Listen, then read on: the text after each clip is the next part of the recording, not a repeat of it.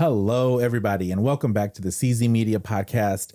We are on episode 91. You are my 91st show. Woohoo! And this is my third episode that we are on YouTube. Hello, YouTube. You know what's so funny is that I've posted a bunch of shows, just audio on YouTube, and not very many views.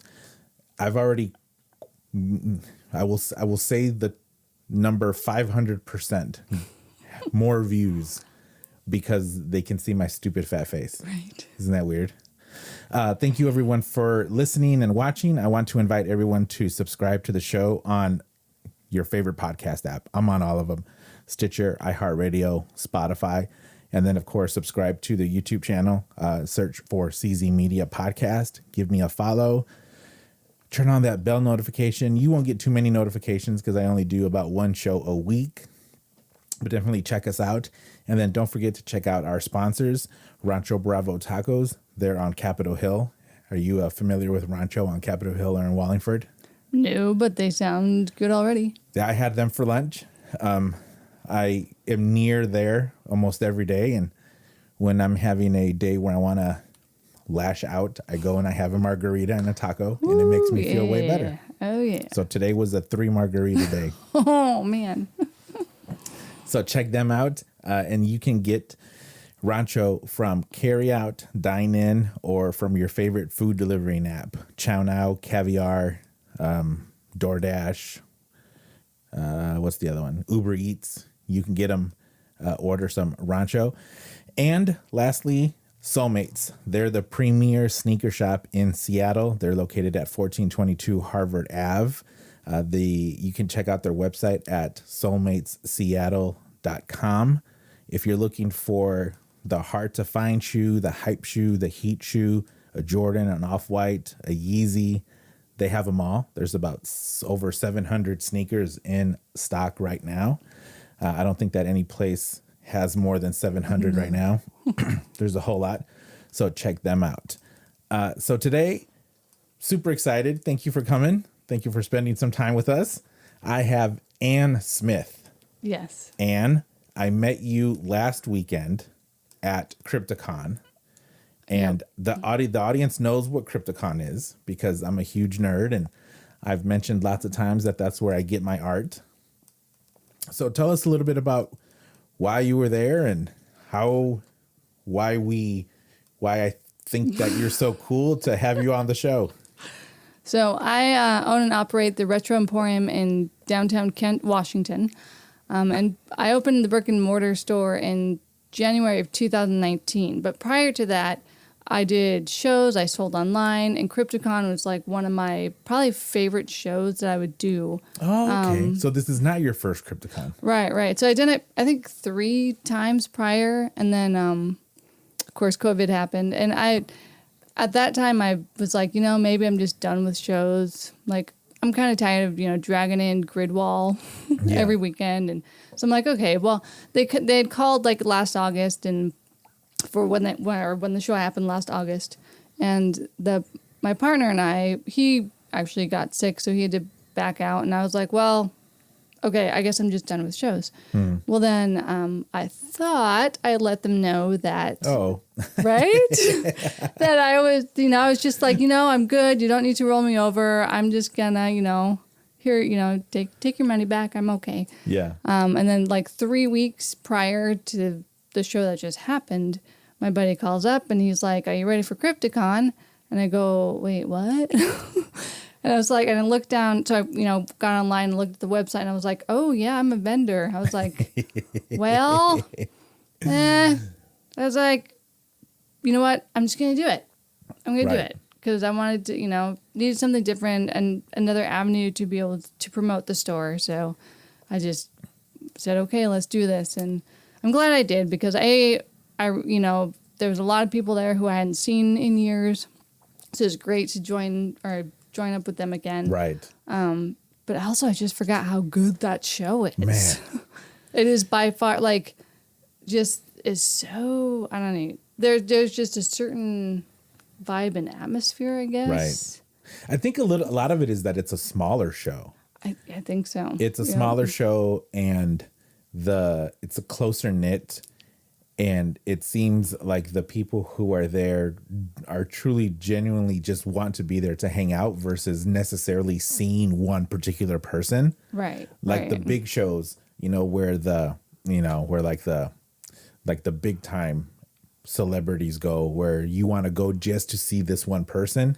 Right. For this show, it's like it's wide enough and the net is wide enough to where you can just go and have fun and, of course, enjoy all of the people that come in and take of their time to talk about their careers and to sign and take pictures. Right. But it's the standing in line and chatting with people. It's the 13th floor. It's meeting people in the pre-registration area.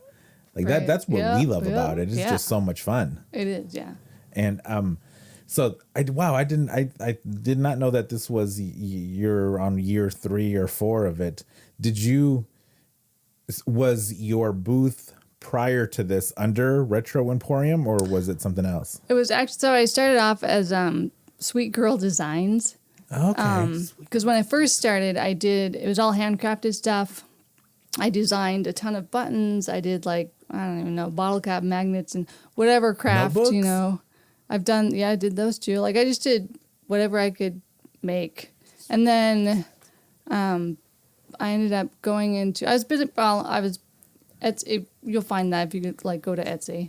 And then I started bringing the vintage stuff because I figured at that point I could actually get a booth versus an artist alley table.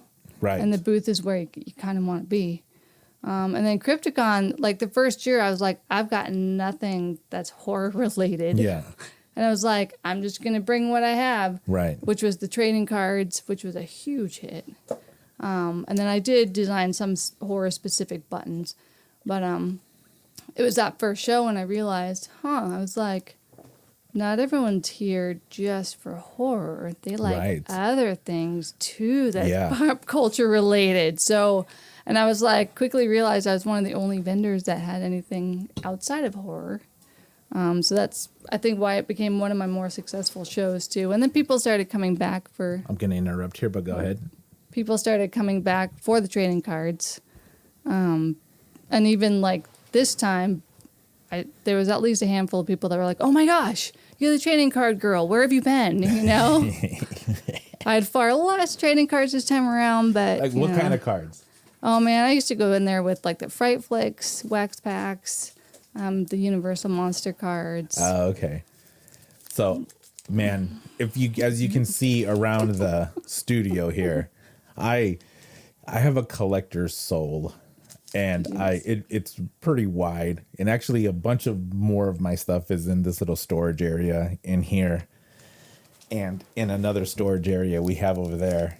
But it's I love doing these little things. Yep. And then have you ever seen these? Oops. No. Those are funny.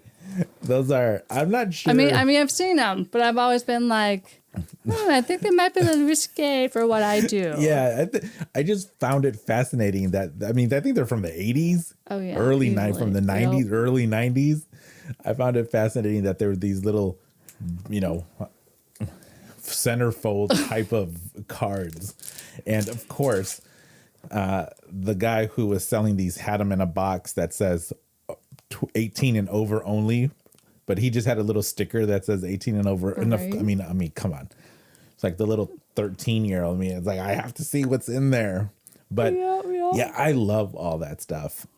So you were doing more of the handcrafted art, art stuff. What were the first things that first time that you ventured outside of just that? What type of vintage stuff did you bring? At that point, I was still finding stuff in thrift stores. So it was there was just toys I did, the girl toys. I had a lot of Care Bears, Strawberry Shortcake, My Little Pony, Turtles when I could find them. So it's just sort of started bringing them in a little bit. Yeah. And then anything I made or handcrafted was kind of based off those properties. So it kind of all went together. And then I realized, oh man, this is cool. I can, a lot less effort, and I can, just fit more into a booth, and I'm not killing myself trying to make it all. Yeah.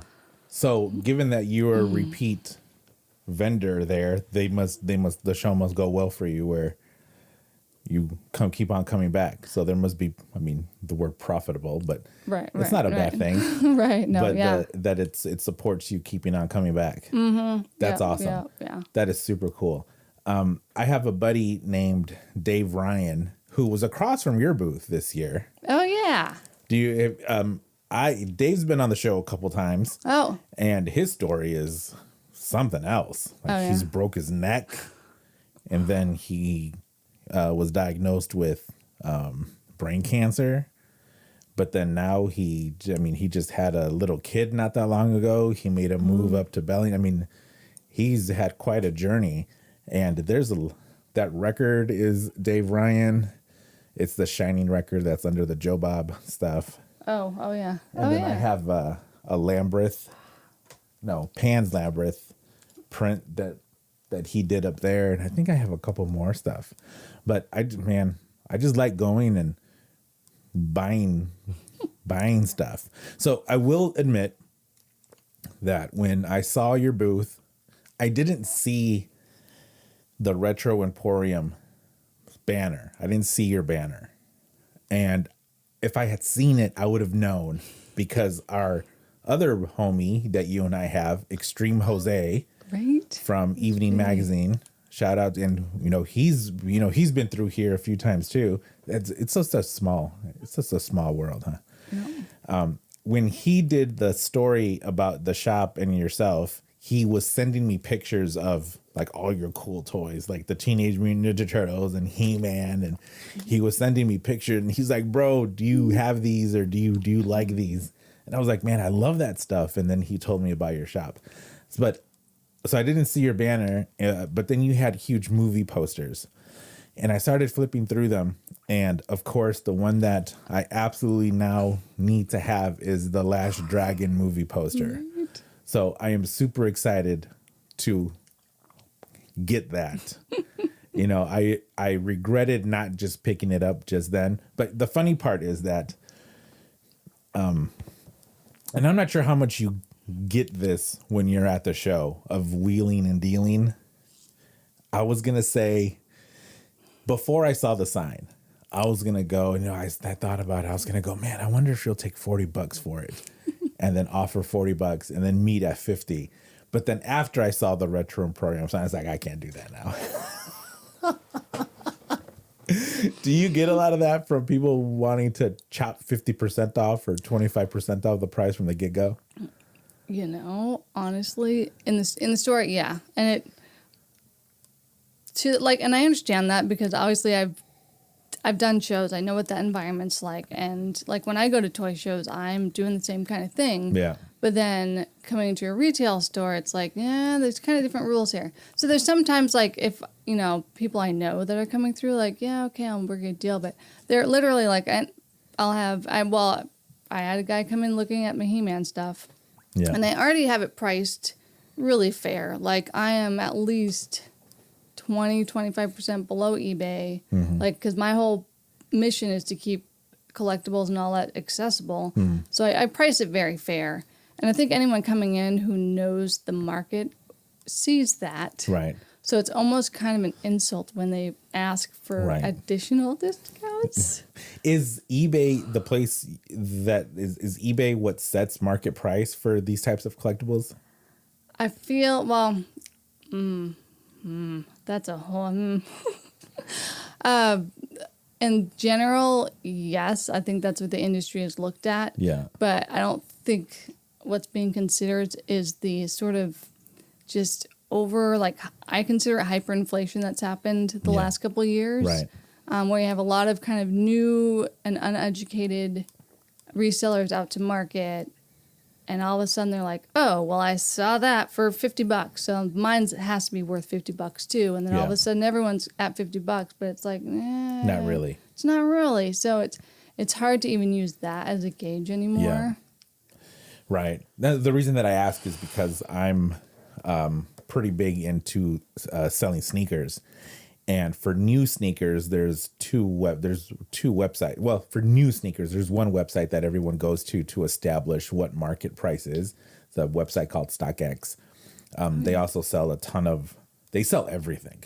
They sell PlayStations, video cards, processors, sneakers, clothing, like stuff that is limited supply, high demand that people just buy to then resell right away. That's what StockX is. Oh. So like if you are a gamer and you want the NVIDIA 2080 EX, whatever, I don't even know if that's a real thing. People are watching and saying, that's not even a real thing. Okay, whatever. You know, the mega hype video card that people camp out at Best Buy to get, right. You'll find it there, but for like 3 times more. So it's like $5,000 for a video card. So when we're talking about buying and selling sneakers, that's sort of the go-to.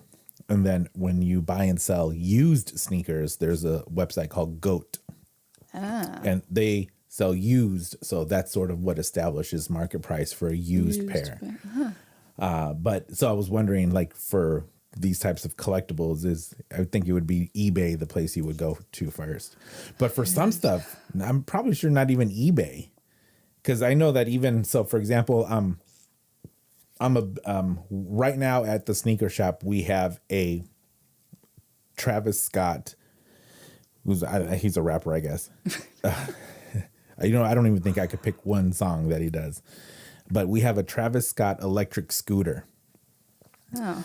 And it sold for, I don't know, like $500-$600 brand new, but it is not on the StockX website. And there are 2 listings for it on eBay. One of them is for $3,500 and the other one is for $900. Right. That's the other thing. Like there's such a huge discrepancy now. And it's just like, even if you go and sort by sold and all that, I'm like, there's still like, I have no idea. Yeah. And then like, well, those movie posters you mentioned, like the guy I was selling them with, I was like, you know, you can try and look every single one of these up on eBay. But I can guarantee you, like, half of these aren't even gonna. They're not gonna show up. You're not gonna find. I don't think I've even seen a place that sells vintage movie posters like that. Right. There are in so many. Yep. I mean, there's tons of places that does reprints but yeah, that is. I need to have. Like, I really regret not getting it. I should have just gone ahead and got it. I know exactly where I'm going to put it. I'm going to put it right. You've been talking about. Oh, could go right in that stairwell. Yeah, it'll go right down there. It's going to be my. I am the last dragon dork. I really am. So what? So you were doing the art. You're doing the art, the Etsy, stuff, the crafts. Yeah. Then you went to the vintage stuff. And so this was before the brick and mortar place. Is that correct? Yeah. So how much stuff did you have when you opened the door? Because, I'm sure that was a very scary bridge to cross to say, let's open up a shop. So, yeah. So that actually is an interesting story in itself. So there was a bookstore down the street, and my husband, who does graphic novels, he did a signing there. And after that, he learned that I do this Etsy stuff. So he's like, why don't you do a pop-up? So I did a pop-up in his store. And then he's like, why don't you just open a store? Oh. And I'm like, why? Like, who does brick and mortar? Like, nobody. Yeah. And he's like, but you know what you're doing? You could probably do really well. And I was like, whatever. Didn't even think about it.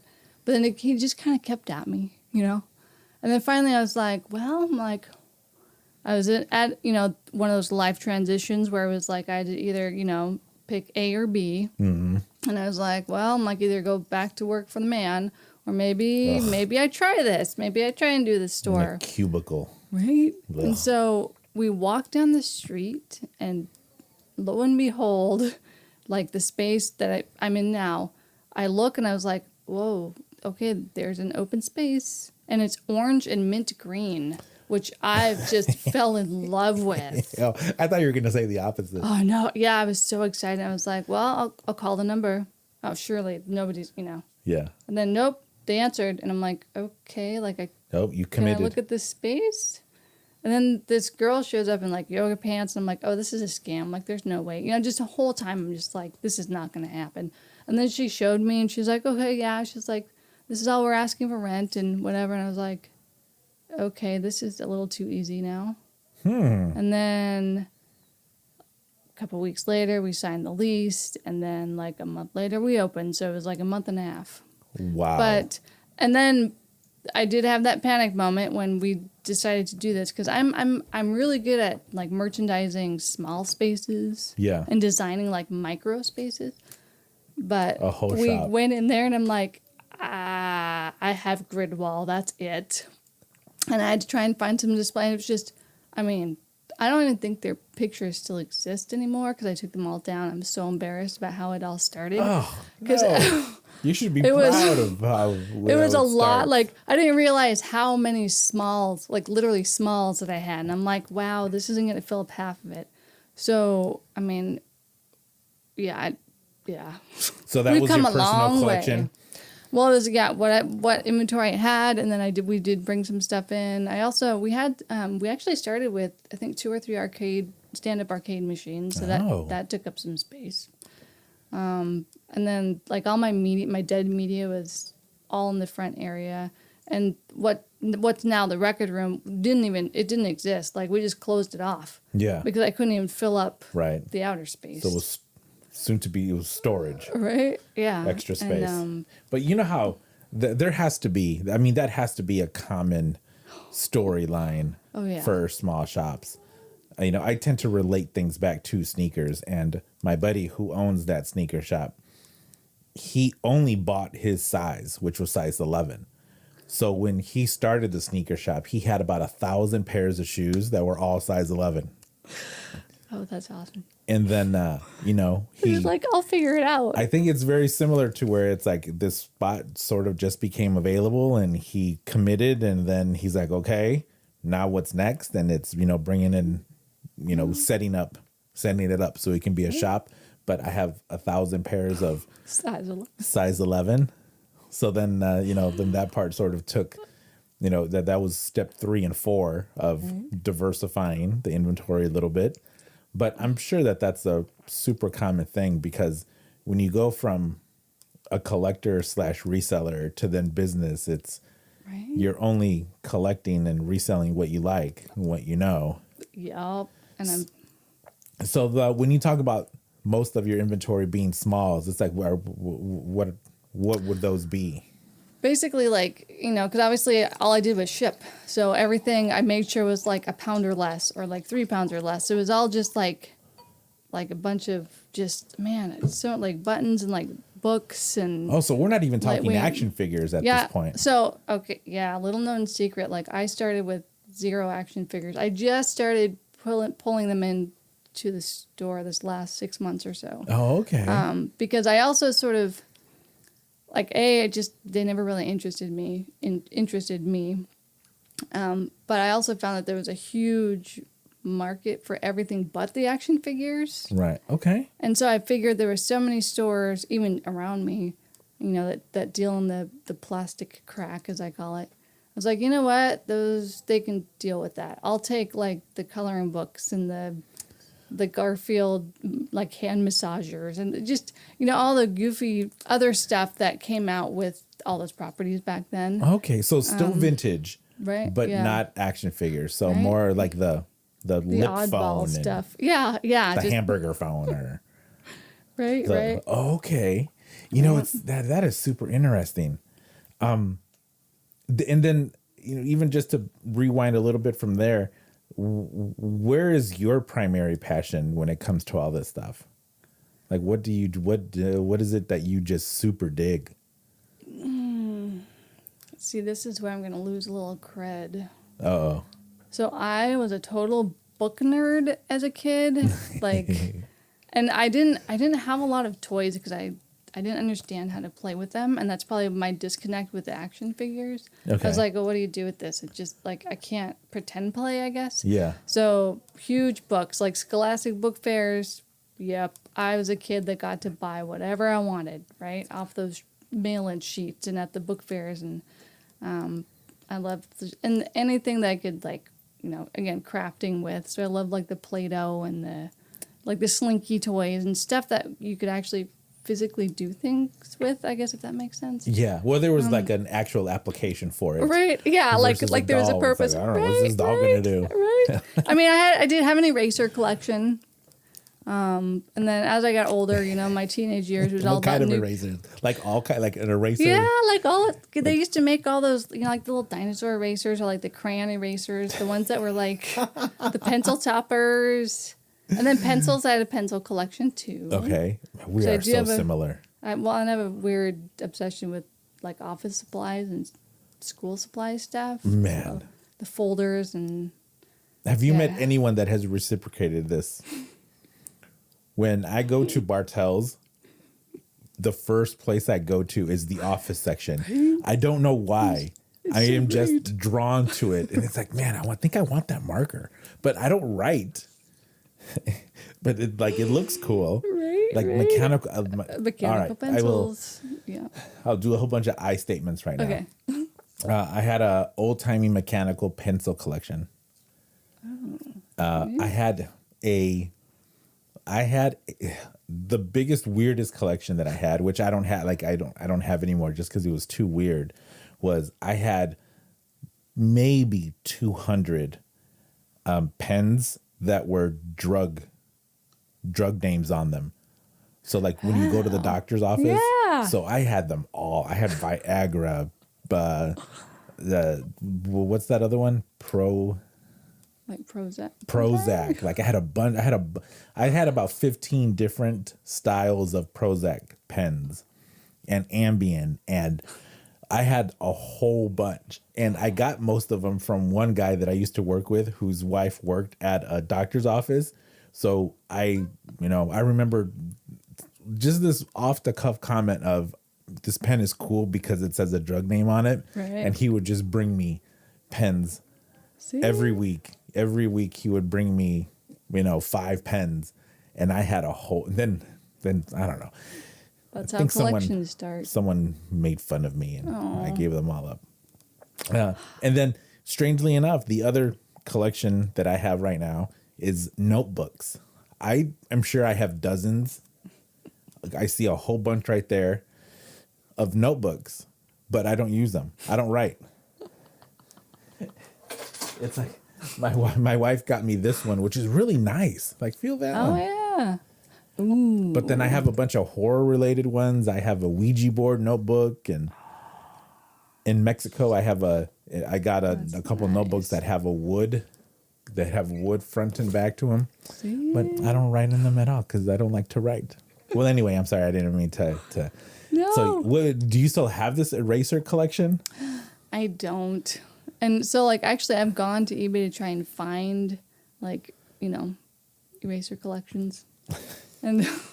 But they're never quite the same ones. And I can't even describe.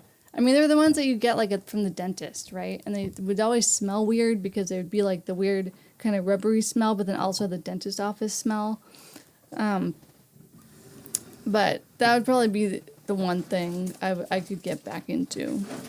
I think mostly because they were cheap, right? I mean, everyone had them everywhere.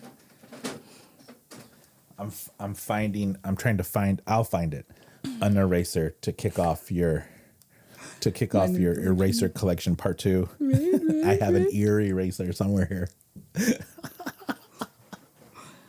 That is so funny. Mm-hmm. Could you imagine just having a whole eraser section at the shop? Oh, I would dig it. I did find some dinosaur ones, and I was so happy. I was like, oh, people are going to love these. And then they just sat there. Oh, but I'm did you put a sign that said, check out these cool erasers? It seemed like they needed signage. Probably. Man, you know what? I think it's sad when people don't have a weird thing that they're into like this. Like a weird, innocent thing. Right. I mean, because there's plenty of people who are into weird stuff. Right, but like a weird, I'm not even sure if innocent is the right word. But like this weird thing that I have a buddy who is not into anything at all. It's the weirdest thing. He is lukewarm on absolutely everything. And he finds my enjoyment for the silliest of things just confusing. Just in, like, he looks at me like I'm a lunatic. I'm like, you're the lunatic. It's like most people have an interest in something. It's like not movies, not a collecting, doesn't collect at all. Feels the same way about each genre. Like, it doesn't particularly go to a genre. He's just the weirdest individual. And then, I mean, it's probably... does he have a very nice suit, and then does he put on a plastic raincoat and then invites people in? And just kidding. No, because even that dude was really into his business card. He would not be that into his business card. He would not care if it was eggshell, whatever, with Helvetica font. He would not care. He's just the weirdest individual, but he's a calming presence in my friend circle. You need that. So, everyone needs that person. Yeah, because, you know, if I had a bunch of friends that were like me, I would be in jail.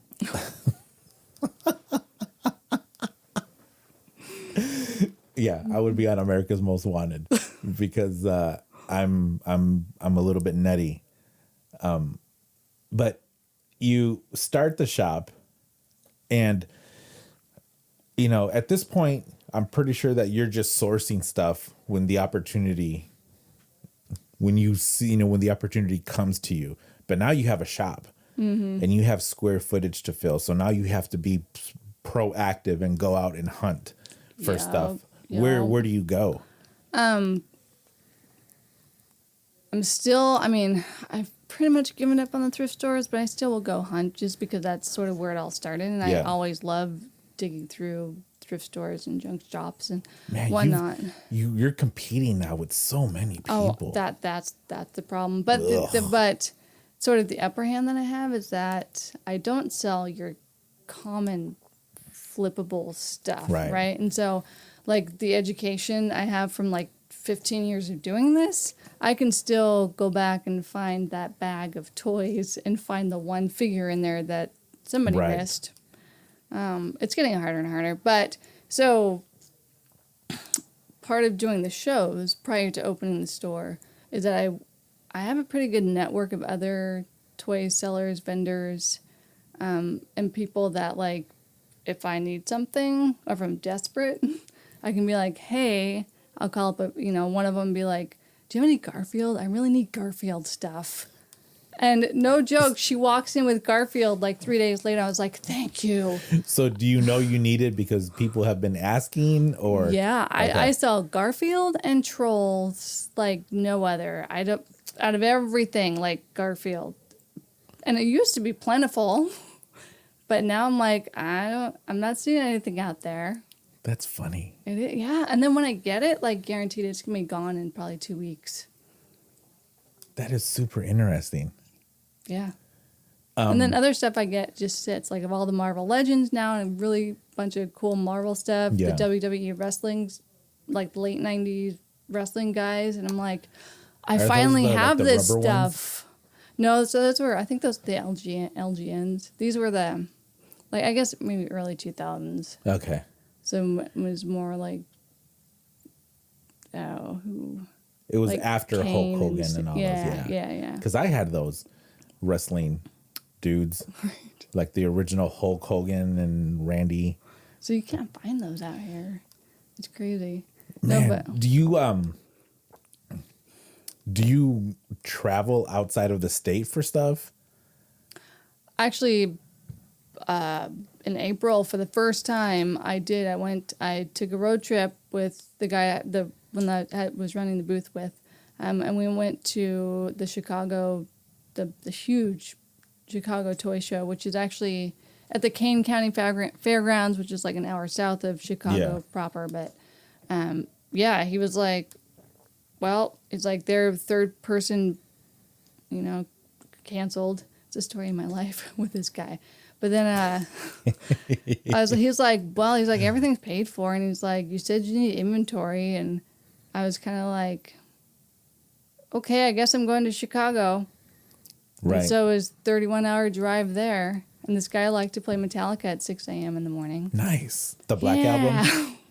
Only the Black Album. Album. What it was. I was just I don't think I could do Injustice for All at 6 in the morning. It would need to be the Black. Yeah. It would need to be the Black Album. So it was a little, but no, so that was the first time we went, I went outside, and the show, oh my gosh, that show, like, hands down, I can't even quantify it for people, like, at this point, at all the shows out here, you're talking, like, maybe 80 to 90% modern stuff, and maybe 10% vintage stuff on the tables, right?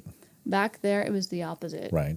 Well, Midwest, man, there's a bunch of old people. Right, and it's like, it all, and, like, I found, a bunch of properties that we haven't seen out here, like this wrestling figures. It was literally 3 tubs.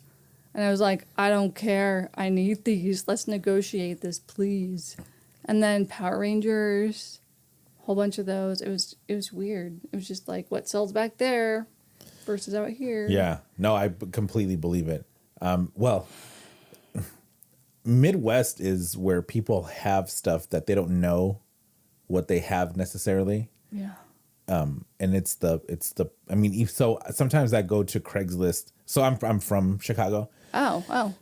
Well, just outside of Chicago. Yeah. So I will go to Craigslist from Aurora or Chicago and look at cameras, because another thing that I absolutely love is cameras. Oh. And I'll see cameras there that I paid half. They're selling it for half of what I paid for. And it's just that I don't know. We're just so crazy. The things are just so crazy over here on the West Coast. Or Midwesterners are a little bit more down to earth, maybe. Not so. And I was hoping, like, I knew that there was going to be stuff back there, right? Yeah. But I was kind of disappointed that the pricing, obviously, like, okay, yeah, they do have access to eBay. Yeah. So the pricing was a little crazy on some stuff, but just the sheer volume of boxed and in package. Yeah. Oh. Like, I saw, oh my gosh, the Turtles, like, for some reason, the Turtles, Teenage Mutant Ninja Turtles, that is, it's sort of not died out here, but I think everyone's collected it, so it's sort of on the downswing. Out there, that's what's hot right now. And I saw literally which era? The 90 early like 90s. Like the cartoons that I love? Yeah. Okay. Yeah. Deviate a bit. I don't like any of the new Turtle stuff. What are your feelings on the Turtles? I don't like. Do you have feelings on the Turtles? Not on. The Nickelodeon ones got a little weird. Yeah. Like, I don't appreciate or understand those. Yeah, I don't either. I did like, and this is contrary to popular whatever, I did like the new movies, which a lot of people didn't. Yeah, I didn't like them. But it was okay. I read, so the only thing that I am not into is comic books. But I have a new buddy who is super into comic books. And because I want him to think I'm cool, I tried to start reading comics, and the first one that I read was the redo of Teenage Mutant Ninja Turtles, where April worked with a scientist at a lab that had a meltdown, and that's when the Turtles became the Turtles. No. Like, they completely redid it. No. Yeah, no, I didn't like it. You can't kill the origin story. No, it's like no, I'm not gonna do that. I'm not going to. I'm not gonna get into this. And then I told my boy Kelly that is where my comic interest will die. It's like, that's it. I'm not gonna do it. So this is actually kind of a fun story. So in middle school, typical, like, what's cool? Like, I was trying to fit in, and comic books at that time were cool. So I was like, okay. So I rode my bike to, like, the corner store and perused their selection. And I think I probably got, like, X-Men and Spider-Man, whatever was out at that time. Right. It's like 88, 89. But then I found the Archie comic books. And I was like, ooh, I think these are going to be the thing. So then, every day that summer I'd ride my bike to the store and get my 75-cent Archie comic and like a 25-cent blow pop for like the $1, right? And then I want to ask a dumb question. Are they still making Archies? They are actually, and this is where the nerd in me comes out. Yeah. Because I do have Betty and Veronica on me. There you go. But Dan Parent. Holy cow, that is fantastic work. Yep. So these were based on the artwork of Dan Parent, who's currently drawing and still doing Archie stuff. And he does the circuits. He does all the comic conventions and whatnot.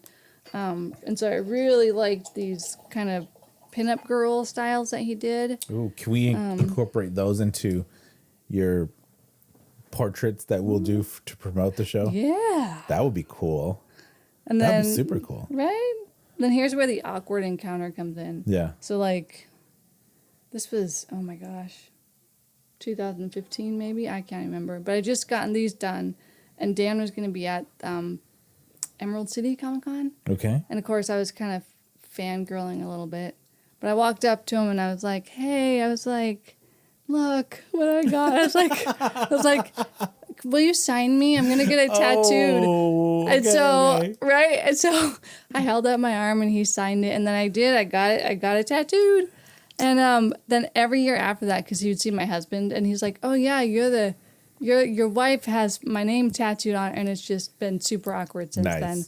And I'm like, one of these days I'm gonna have a normal interaction with this guy. I don't think I can because it's just no. Just but you know what? Embarrassing. That is better than a normal interaction. Right? 100%. And now I've got like some random guys. Well, he's not random. Right? No. That is super awesome. And that is where did you get that tattoo done? Oh gosh, it was by Eric Nash at they were in Fife, but they've since disbanded and moved. Arcadia Tattoo, I think. I forget who he's with now, but man, my love of Archie. There we go. That's the love of Archie. So you know what? I should look into that. I would be down with Archie. In my brain, Archie was 50s or 60s. Yeah. 60s. And the only modern reference that I have of Archie right now is that Riverdale, which I didn't like it. It sort of destroyed everything I loved about Archie. Yeah, it's well, the best part about Archie, I think, is because it's an actual slice of real life. Like, it's normal stories about these kids. Right. And it's normal stuff, like going to the prom, going to the movies, and dating scenarios, and puns and bad jokes. And I don't know, I don't feel like there's this whole universe that's just sort of like all made up. And I have a hard time with like suspension of disbelief, I guess. And so, especially with all the Marvel stuff going on right now, I'm like, I don't even, you can't just throw me in the middle of a storyline. And no, I'm not going to go watch the 20-some movies that came before this to understand. Like, just tell me why I need to know or what I need to know right now. Right. Maybe we'll go from there. But. Yep. Nope. I'm right with you. I have not seen... from the Marvel stuff, I have not seen anything on Disney Plus. No Loki, no Wanda Vision, no Moon Knight, no Boba Fett. The Mandalorian was good. I dug The Mandalorian. That was really good. But I have not seen any of all that other stuff. And I'm okay. I don't need to watch it. What I did start watching though last night was The Offer on Paramount TV. And it's the telling of how The Godfather was made. Ooh. And of course, I'm a dude, so Godfather is one of my top. Godfather 1 and 2 is one of my top movies. Okay, favorite quote. Give me your favorite quote. It really is. And I don't even know. It's the very first line. It's what the mortician says to the Don. It's like the very first line. It's like America. I need to know what it is now, because that is really what. Here you go. I need to watch this. Hold on. Is that what captured your attention? First line in Godfather. But it is a great show. Okay, what is the first spoken line of The Godfather? It is... Okay, come on now. If I had a producer, he would be looking this stuff up. I believe in America. That's the first line. I mean, he could not... I mean, Mario Puzo could not have started a book in any better of a way. Right. I believe in America. Like that whole first monologue, it is fantastically brilliant. And the interesting thing about watching this show, about how it was made, they go a little bit, I mean, and who knows if it's real, right? It's like, this is a dramatization, so who knows? But they do talk about it. The producer, the director, the writer, and the co-writer, and all talk about that scene and like what it means, and it's going to set the tone for the whole movie. Yeah. I mean, I know everyone's going to say it's like, make him a deal he can't refuse. And it's like, okay, it's like, that's fun. But like fundamentally, it's like, I believe in America. I think that's super cool. Mm-hmm. And I don't have any Godfather stuff here. Strange, weirdly enough. So your shop is going. What are your top sellers right now? So everyone asks that, and I always just don't know how to answer that because it's a little bit of everything. I was trying not to do a question everyone asked. I know. Well, you think it would be an easy one, right? But like, I mean, I do still sell a lot of Pokemon, even though the market's kind of coming down. But I think I completely missed all that. I know people who are older than me who were obnoxious with Pokemon Go. Mm-hmm. I just wanted to punch them in the face every time I saw them because they were just always on their phone doing this. Yep. It's like, come on, dude, you're 45 years old. It's like, come on now. But all right, fine. It's his thing. Posters. I sell a lot of posters. Not vintage because I don't have those, but the reprints. And because we just opened the record room probably a little over a year ago. Yeah. And I've been pretty heavily promoting that. So that's definitely been on the uptick. Yep. Man, I have a vinyl collection. It's upstairs. It's not in here because there's not enough room for a record player in here. Right. But it's up there, and it's fun. It's a whole lot of fun. I like having people over and playing records and then giving people, here are 30 records. Give me your top 10 and this will be your playlist. Oh. That's fun. Yeah. Except that I don't have one of those fancy record players that'll change it automatically. So I have to actually do it. Right. But I love it. I really like it. So you have the vinyl. You had a bunch of the posters. You like Funko? Are you into does the store do well with Funko? I don't do pops. That's okay though. They're too much. Yeah. Well, and there's another couple other stores around me that carry them. I mean, and then you can go to drive 45 minutes up to Everett, and then there's a gazillion of them. Yup. Like I'll have them every once in a while if I just randomly get them in on a lot or something. Yeah. Then I'm like $5 just out the door, But as a whole, like I just couldn't get behind them, I guess. Honestly, I kind of thought they'd be done by now, and that sounds terrible. Sorry to all you Funko collectors out there. Man, they just keep on making more. I know. I'm actually impressed with their ability, because I know like the licensing and all that. That's difficult in itself. But the fact that they're continually being able to get all these properties and then, coming out with all the various renditions that they do. So props to them. Yeah. For a bit there, I thought that I wanted to do our horror collection, but there's all of them now. Right. And it's like, and then, so this year I went to Comic-Con. Oh, and I don't even give a shout out to my boy Kelly Young, Eric Margaret, and Vanessa Williams. They do a podcast called Strange Eons Radio. I love it. It's fantastic. Are you into sci-fi, horror, that type of stuff? Comic booky? A little bit. Not a So whole if you lot. want, well, so they do a fantastic show, and they recorded an episode at Comic-Con Oh. this year. So of course, me being the dork that I am, I went and spent the day at Comic-Con before listening to the live taping of their show. And I was fully prepared to spend a whole ton of money. And you know what? I did not find stuff that I really needed. And I thought that was weird. The only thing that I bought were a Jordan and a Pippin Funko, which the Pippin, they were selling it for 10 and I got it for 5. But you can't have one without the other. I know. And then what did I do? I looked on StockX and they're selling for double what I paid. But if I actually want to sell it through StockX, they're going to take fees to where I'll just break even. Oh, right. So right. it's pointless. Yeah. But I saw a whole bunch of booths selling just random toys in boxes.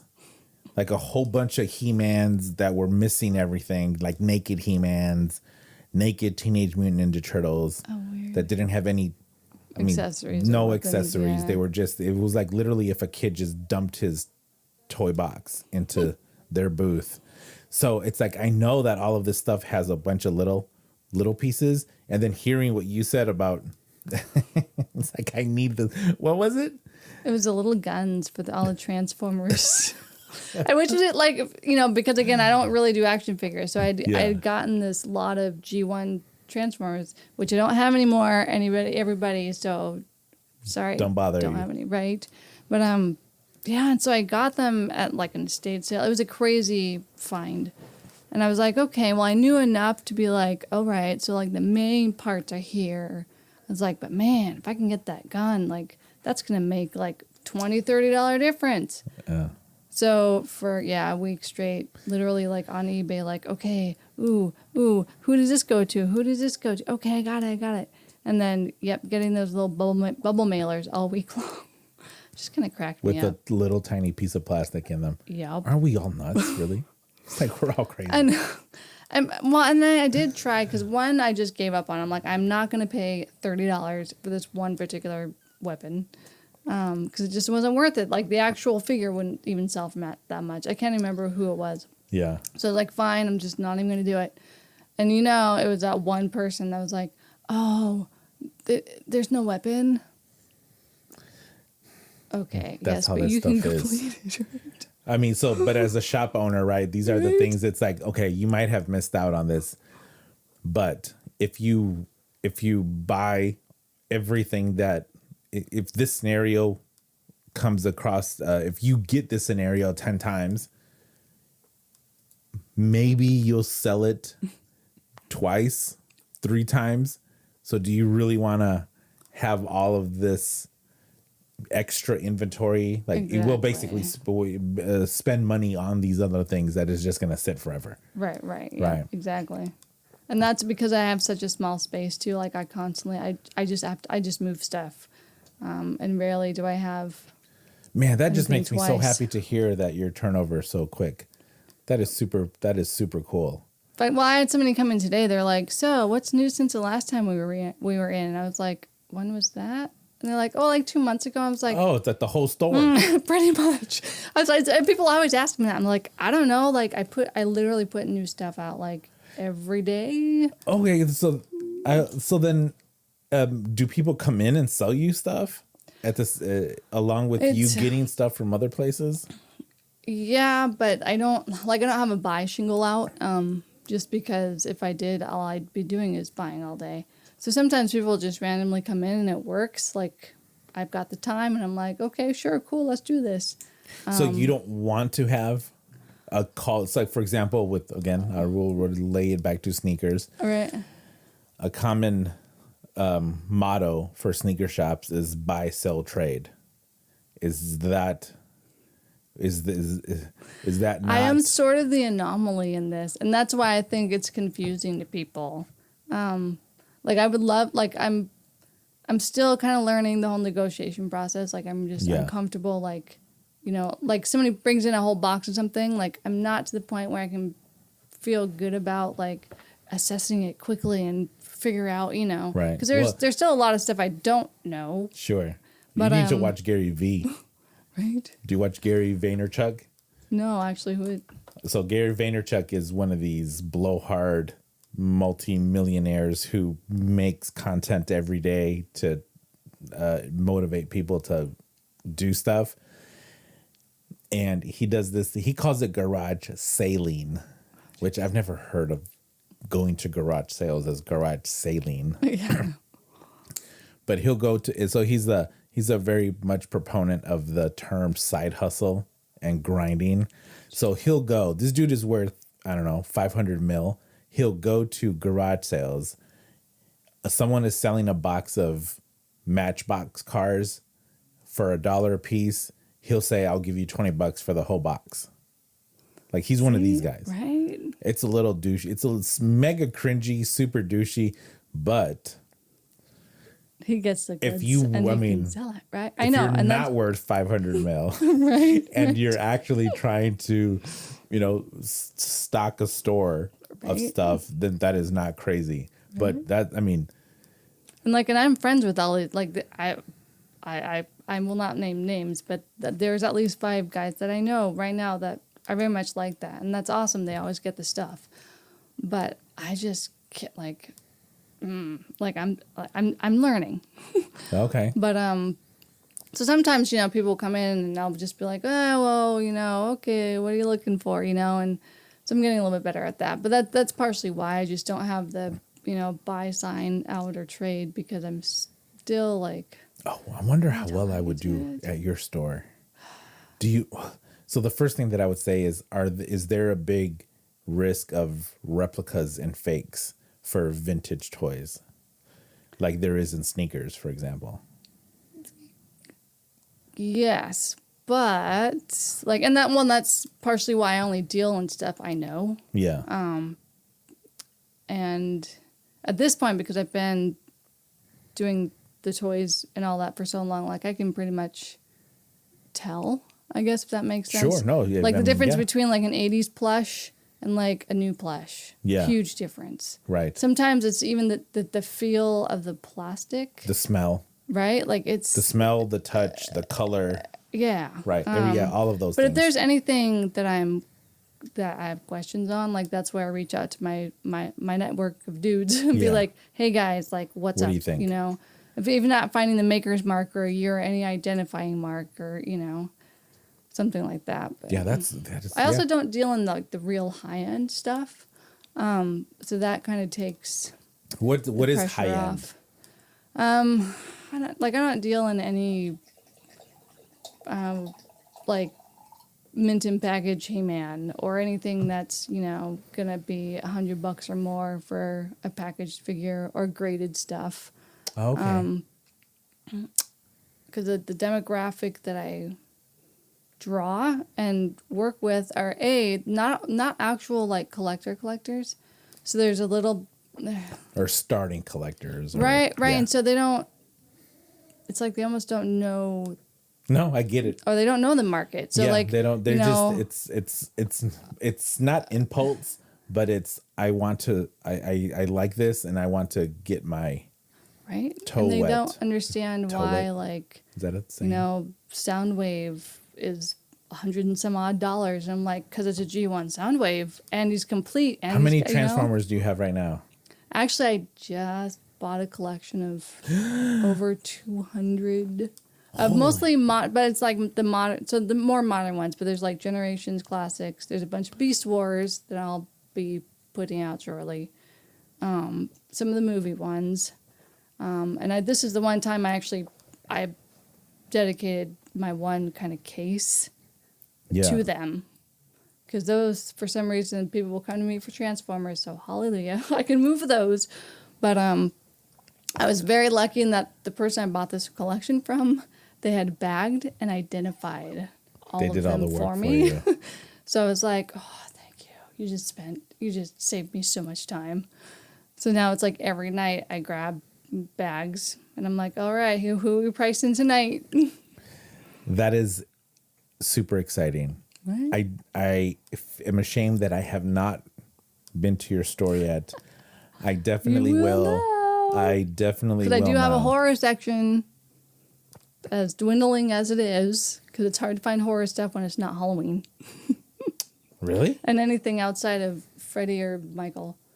At least the distributors that I work with, which is why I'm going to totally check out these guys. I've been collecting these, I don't know what the brand NECAs? they are.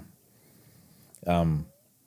Yeah, I those are did some nice I did figures. lowball a guy for those, but I don't feel too bad because his shop is down the road here in I was going Renton. to say, I think I know who you got those from. Yeah. And I know them too. So it was kind of fun to have them across the way. I'm like, like. Well, there's a couple.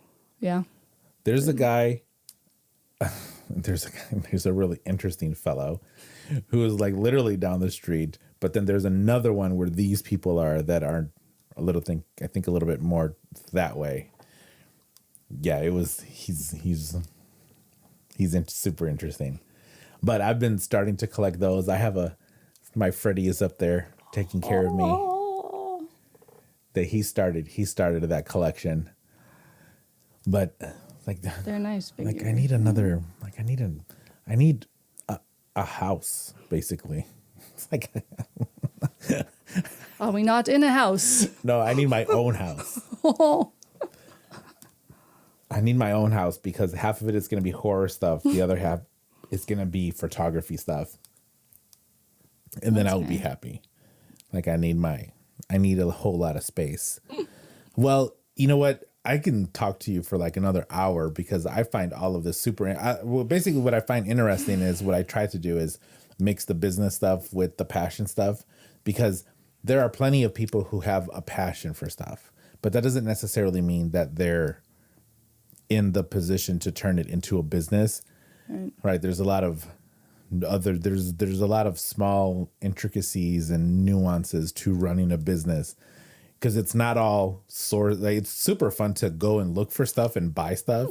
It's not fun to, pay utilities and payroll and make sure that, the store is clean, like all of that other stuff. So I like to talk to people to sort of put both into play. Yeah.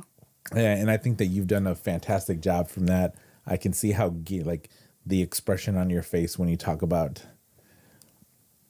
all the fun stuff that you get to do of looking. And I'm super happy that, the store is moving and doing well and getting attention. I mean, you were highlighted, you were showcased on Evening Magazine, so I'll make sure to tag them. Sweet. Do you have a website? Do you sell online? I did up until we came back from COVID, because in the store, like, it just got too busy. Yeah.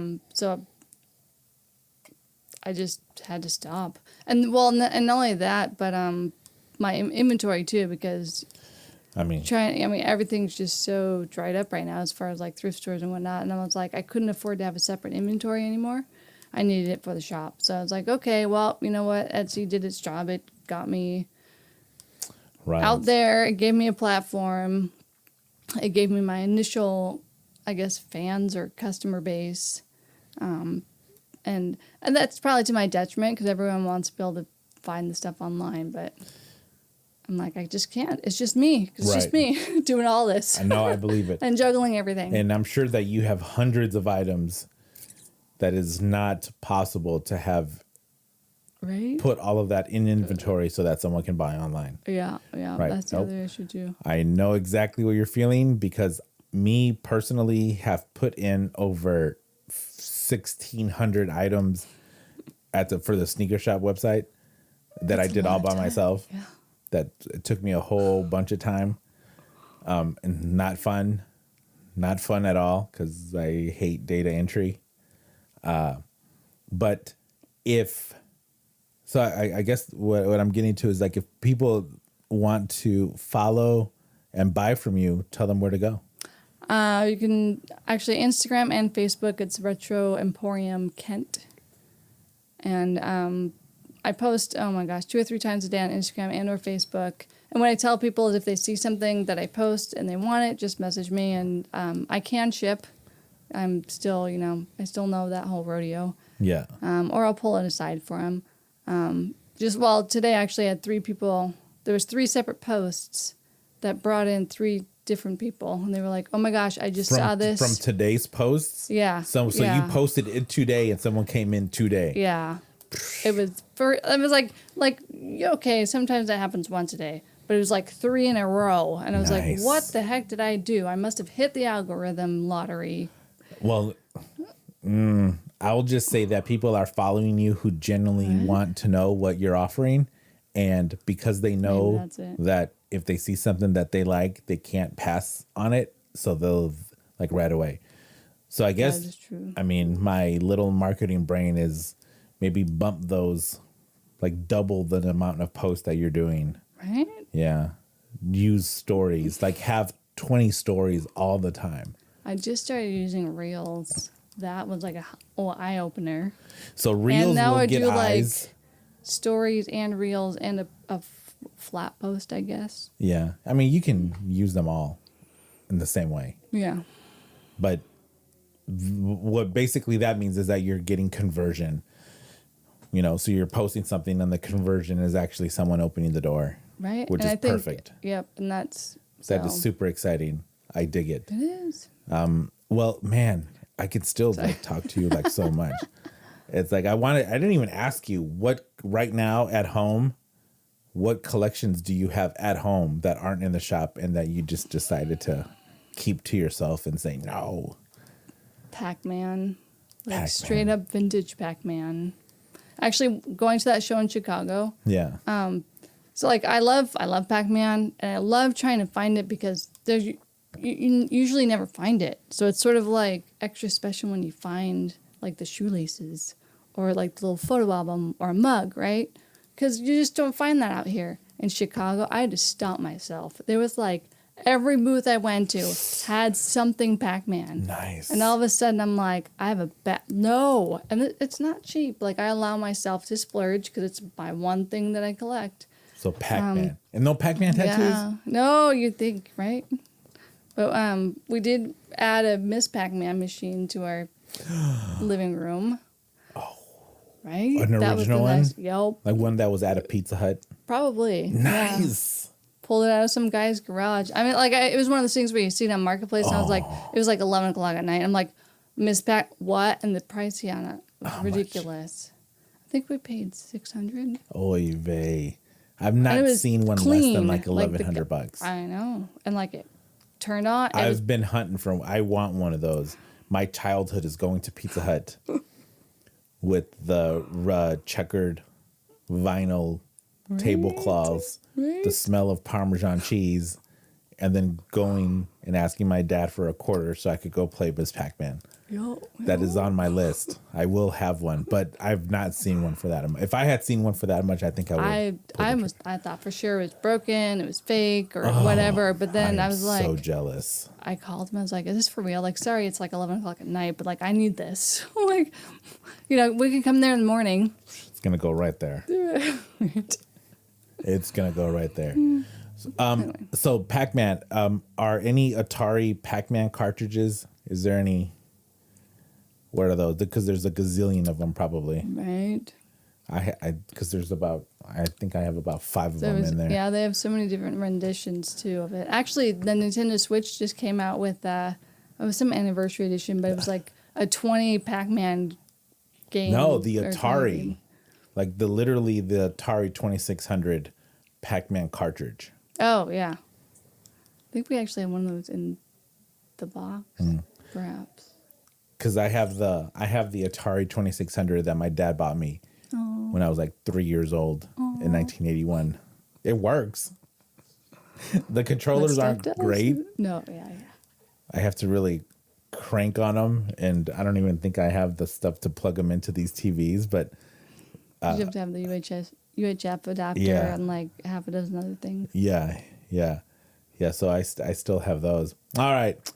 Well, thank you so much. Yeah, thank you. I will put all of your information in the show notes. I'll also link Evening, so hopefully they'll hook us up and share. Thank you for coming. I super appreciate it. Yay! Do you have any parting words? support. You got to, I mean, we have to support these businesses because this is real. Yes. This is like real business. Yep. This is real business. This is real passion behind these. So support all your small businesses. Small businesses. It's Keep like us alive. It's like if you're looking for a gift, if you know someone who digs something that is sort of vintage, don't buy it from. So the reason that I said you have a competition with the Goodwill stuff is because what's happening now is that a bunch of people are somehow getting hooked up at the Goodwill Salvation Army and letting them come before they put the stuff out on the floor. And they're just rummaging through all the clothes. And then they're taking those vintage hats and shirts and then selling them for hundreds on their own Instagram posts. And there's one Seattle guy. He's not even from Seattle. He's from like Mill Creek or something, but he has hundreds of thousands of YouTube followers, and that's what he does. And he's turned it into a mega business. But what he's doing is that he's going to thrift shops, finding a hat that has the BMW logo from the 80s, and then he's getting it for $0.25, and then he's selling it for $150 on his own personal site. Right. Yeah. And I don't like that at all. No. No, it's like I'm not even like, I want to say his and name, now but they've set me. they've set that bar so high as far as the market, and that's where it's just like, that's no way that's worth that. And then there's this other, well, so in that same line, if they find anything Pokemon related, Pokemon shirts from the late 80s sell for hundreds of dollars. Mm-hmm. Like $600 for a 30-year-old shirt. And the people that are promoting this, I dislike very much. So at that point, that's just that's just that you're being greedy. You're doing it. You're not doing it genuinely. You're mega fake, which is what is feeding all of this stuff. Right. Yeah. I mean, I don't know. I can go off because I hate almost everything about all of that type of stuff. Yeah. And what's really happened with that reselling market the last couple of years, which makes it tough for the rest of us.